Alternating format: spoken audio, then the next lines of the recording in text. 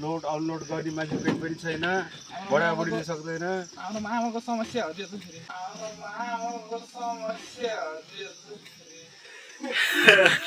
Hello guys, ल आज चाहिँ यहाँ बालचन्द्र सर र हिमाल सरले यहाँ पुरा गाडीभरि दाउरा हाल्नुभएको छ होइन। यहाँ विकास काका र बजे चाहिँ यता साइडमा बस्दै हुनुहुन्छ। राजु डन पनि दाउरा लोड गर्दैछ।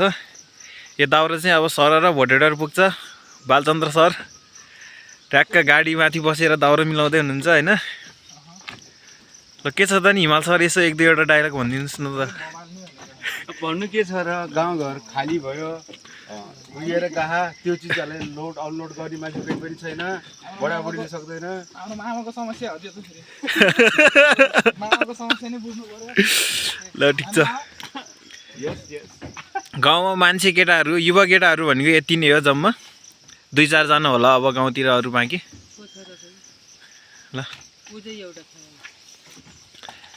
भारतीय भोटेडर हिँड्नु परेमा हिमाल तामाङलाई सम्झिनु होला र बालचन्द्र सरलाई। यसरी नै दाउरा साउरा रिजर्भ यताउता हिँड्नु परेमा सम्पर्क गर्नु होला। मोबाइल नम्बर पनि भन्दैन त यसो चट्ट लगाएर। ल